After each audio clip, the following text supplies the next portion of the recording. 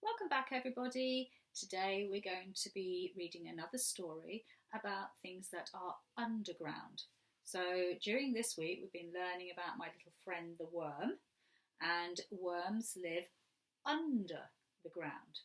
So some animals and little plants and things live on top of the ground, so above the ground, and some animals and insects live underneath the ground. So under the ground and above the ground. And today you're going to be doing an activity for me, and you're going to be thinking of lots of things that you could find above the ground. And if you went digging in your garden, things that you could find that were under the ground. So I want you to listen very, very carefully to the story that we're going to read today. And it's called Under the Ground. And it will give you lots of ideas for the pictures and things that you are going to be writing for me today about things under the ground and above the ground. So let's get our listening hands ready, and we'll start with our listening time, and then we'll start to read the story. Right, you ready? It's listening time, it's listening time. Shh. Right, let me see if everyone's sitting really, really nicely, ready to start the story. Under the ground. One of the first things on my front of my book is a tube train that goes under the ground. Let's see what else we can find inside the book. I think we might find lots of things that we've been talking about this half term while we've been doing our topic on growing and when we've been doing our topic on mini bees. Have you ever wondered what is under the ground? There's a whole world down there beneath your feet. If you dug down a little way, you would find plant roots out to suck up the water from the soil.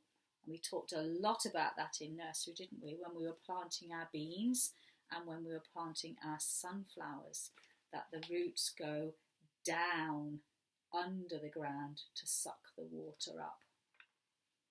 And hungry, creepy crawlies munching through them. So there's some insects, look, some mini bees that are underneath the ground as well, that are munching on the roots of the plants under the ground as well. Nearby, you might discover a miniature kingdom where a queen ant has laid 1,000 tiny eggs, and lots of little worker ants are busy bringing food. And in a couple of weeks' time, the ant is the mini beast that we are going to be learning about. So already we can see some pictures and some things that are happening with the ants building little sort of burrows and passageways underneath the ground. A little deeper, a snuffly mole digs blindly through the soil. So can you see the mole here? It's a little animal, a bit like a mouse size, and he burrows underneath the ground. He sniffs a juicy, wiggly worm, tugs at it, and then slurps it down. Now we definitely know that worms live underneath the ground. We've learnt a lot about that this week. Running away from a fierce fox, a rabbit leaps into her burrow, where her family is cuddled up, safe and sound. So can you see as well? The rabbits burrow down. They use their front paws and they scratch away at the soil and dig holes, and those holes where rabbits go and live and have their babies and keep their babies safe are called burrows, and they are under the ground. If you dug a little bit further, you'd see hundreds of criss-crossing pipes. Some bring electricity to light up the street lamps, and some bring clean water to each and every house. Other pipes carry dirty water away from toilets, sinks and baths. Robots crawl through them to make sure they've not sprung a leak. So underneath the ground, especially near your house, if you dug much, much deeper than if you were looking for ants or bugs and things underneath the ground, but much, much deeper, you would see the pipes that are taking the water into your house and out of your house, and also the electricity that's going into your house, so that when you switch on your lights, they work, and when you put on your washing machine, the water and the electricity can make your washing machine work. So if you have some builders in your house and they are building something and they need to dig out what's called the foundations, they need to dig down very, very deep, and that's when you'll be able to see the pipes. Sometimes you can see those pipes as well when you are out on the roads and the workmen are digging down to mend the pipes. So if you are out and about on your walks and you see some people digging in the road, you might be able to see some pipes then as well. There's a rumble in a tunnel and a train zooms by. Lots of trains rush around under the bustling streets of the city. They carry people from station to station all day long. And I'm sure if you used to go into the city and you used to go into London and used to go on the tube train, then you would go down a very, very, very steep escalator that would take you down under the ground, and then you would get into a train called a tube train, and the tube trains travel through these huge tunnels that are underneath the ground. So you can't see them.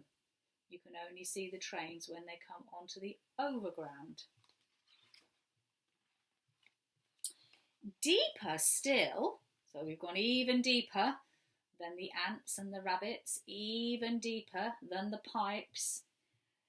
There is solid rock, patterned with stripes and swirls, and buried in the rock are the twirly shells of animals that lived a long, long time ago.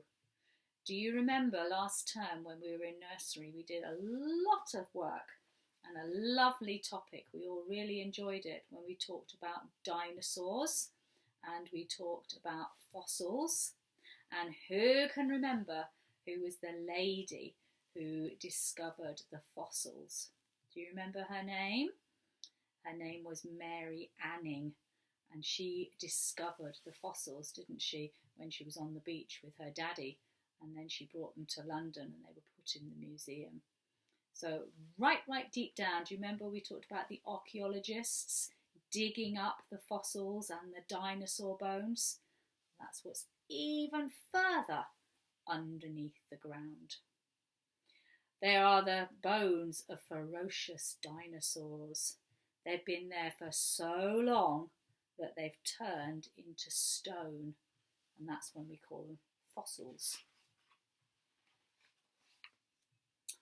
As water seeps through the ground, it wears away the rock. And after many, many years, caves like this are formed. And in some caves, there are furry bats dangling upside down. And in other caves so deep and dark that no one has ever seen them. So even deeper than where the dinosaurs in the hard rock, where the fossils are, if you go much, much, much, much deeper, then you will start to see some caves. When I was on holiday last year, do you remember I told you I went into the caves and the monkey jumped on my boat? Do you remember? I told you that story and I showed you the picture as I was travelling on a boat through the caves. And actually I did see some bats hanging upside down like this inside the cave as well. miles underground, so even deeper. Silver and gold are hidden inside the rock. Nobody put them there, they're just part of the earth. People dig deep mines to find them. They drill them out of the rock and they take them away to make them into rings and other pretty things. So diamonds and gold and silver come from the rocks deep, deep, deep down underneath the ground. If you could dig even further underground, you'd be deeper than anyone has ever been. It gets hotter and hotter until the rock melts into red gloop. You might melt too if you were really there. The earth is like an enormous ball. This is it, chopped in half so you can see it. Right in the middle is the hottest part of all. What do you think you would find if you kept on going? You dig, dig, dig through stripy rot, bat-filled caves, past snuffly moles and tangled roots, and after that, you'd pop out on the other side of the world,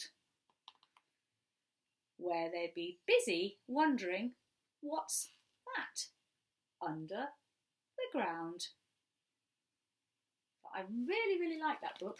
It's a different book, isn't it? It's really nice about all the things that you would find if you started digging under the ground.